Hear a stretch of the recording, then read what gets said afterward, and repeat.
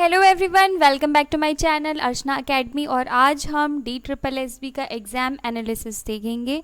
8 सितंबर का जो शिफ्ट था, फर्स्ट शिफ्ट, उसमें किस तरीके के क्वेश्चन आए थे और आपको आगे क्या प्रिपरेशंस करनी है।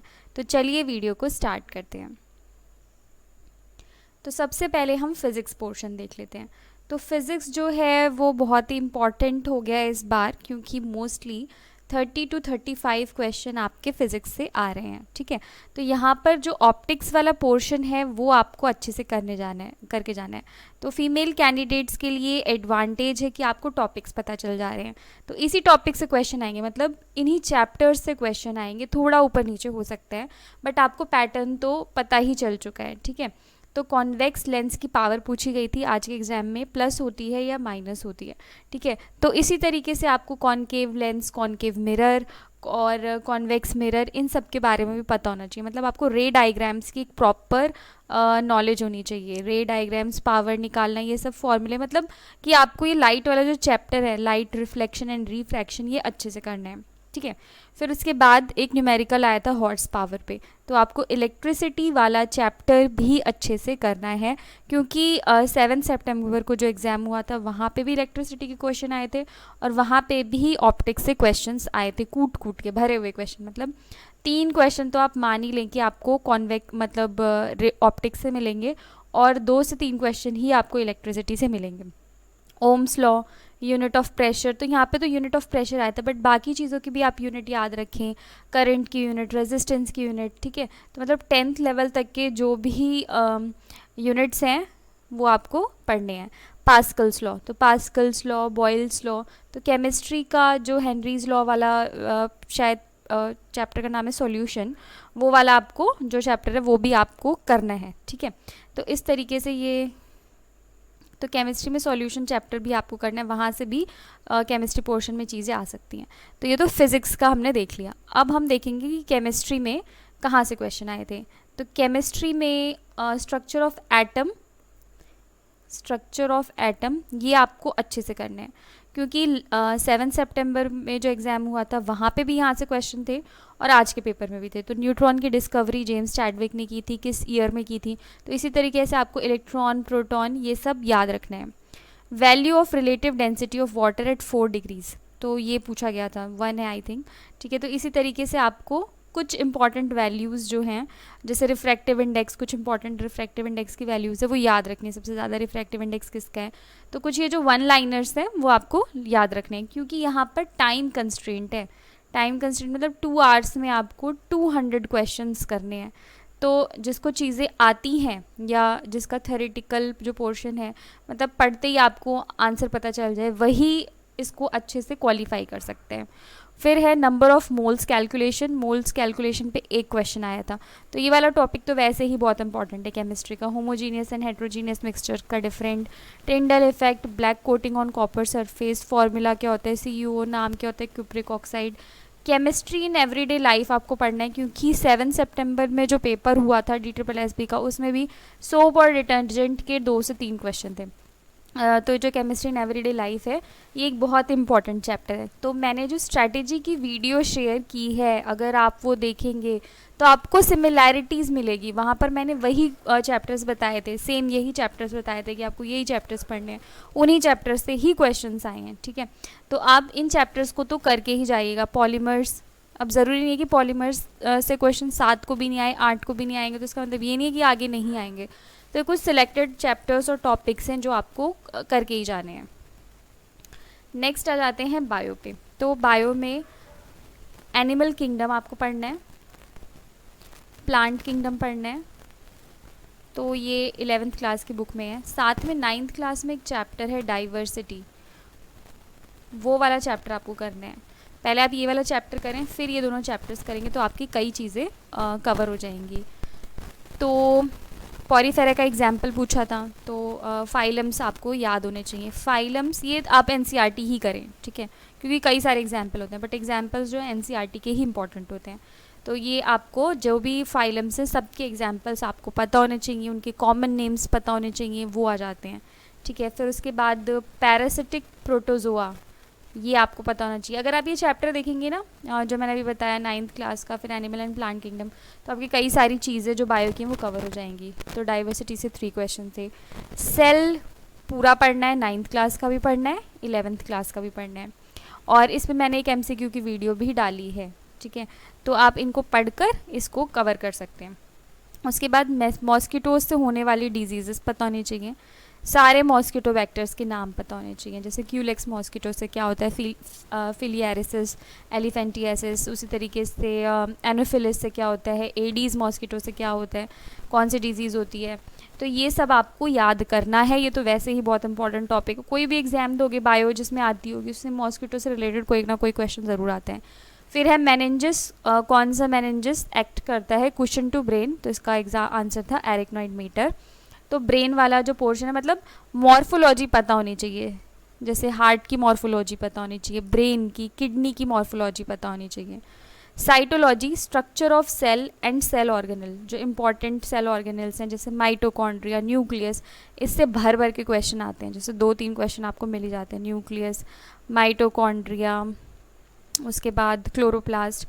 तो ये चीज़ें इंपॉर्टेंट है। प्रोकैरियोट्स एंड यूकैरियोट का डिफरेंस, न्यूक्लियोइड क्या होता है, ठीक है, और राइबोसोम्स क्या, राइबोसोम्स पे मेम्ब्रेन होती है या नहीं होती है, या प्रोकैरियोट्स में कौन सा सेल ऑर्गेनल मिलता है, ठीक है। PEM की फुल फॉर्म, ये डाइजेशन वाले चैप्टर में है 11th क्लास में, प्रोटीन एनर्जी मैल न्यूट्रिशन, इसके अंदर मैरिस्मस एंड क्वाशियोरकर आते हैं। तो ये आप क्या करना कि 11th क्लास की जो फिजियोलॉजी है, ह्यूमन फिजियोलॉजी, उसमें जो डिजीज़ हैं हर चैप्टर के बाद 4-5 डिजीज़ हैं, उनके बारे में पढ़ लेना, जैसे क्योंकि ये GS में भी आते हैं, जैसे गाउट डिजीज़ किस के डिपोजिशन की वजह से होती है, यूरिक एसिड। तो ये सब चीज़ें आपको तभी आएंगी जब आप NCERT को रीड करेंगे।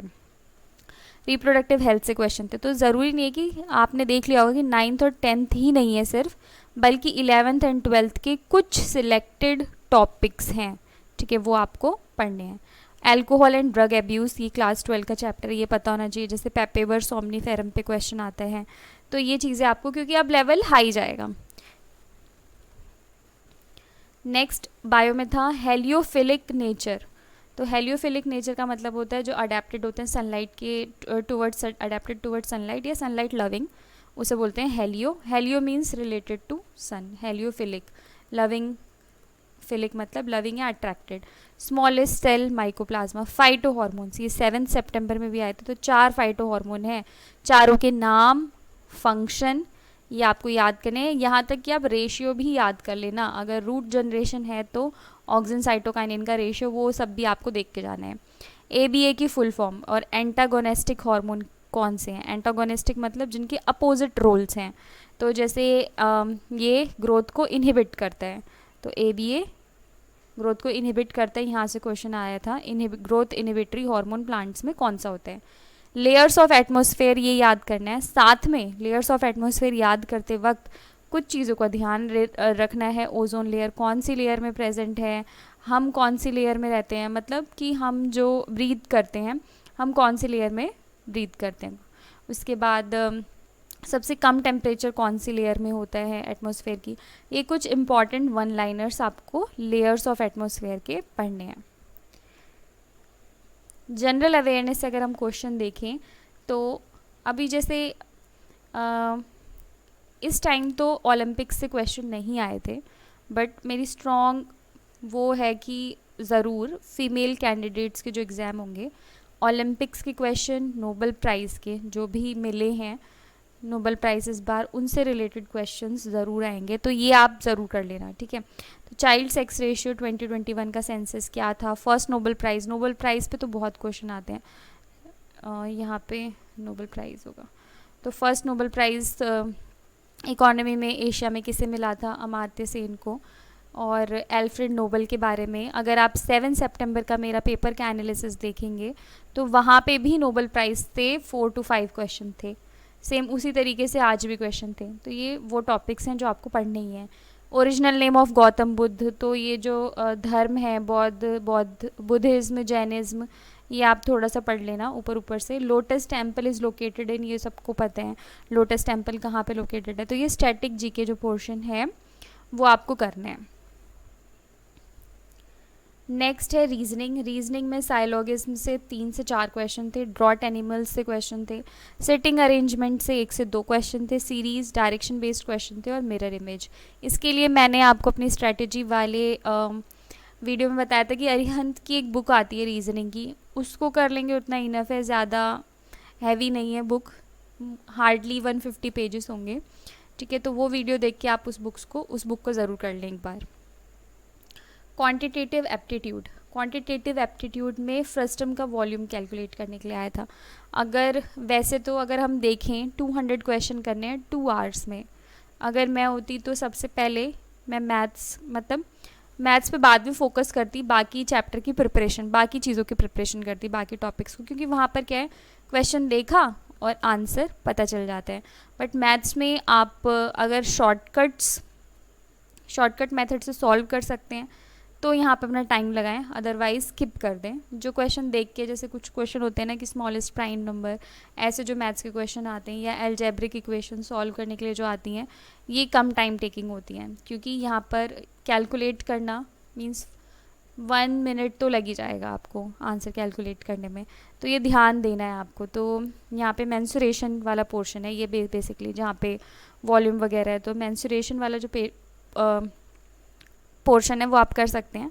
मतलब आप सबका वॉल्यूम, एरिया, मतलब curved surface area and total surface area का जो चार्ट होता है वो पढ़ के जा सकते हैं, जैसे कोन का वॉल्यूम क्या होता है, सिलेंडर का वॉल्यूम क्या होता है। ठीक है, उसके बाद क्वेश्चन ऑन एवरेज पे 2 से 3 क्वेश्चन आते हैं, परसेंटेज पे भी 2 से 3 क्वेश्चन आते हैं, या आप इनकी शॉर्ट ट्रिक्स कर लें क्योंकि ये आते ही हैं 2 से 3 क्वेश्चन इनसे रिलेटेड। टाइम एंड डिस्टेंस से भी 2 से 3 क्वेश्चन आते हैं, मतलब कुछ सिलेक्टेड चीज़ें।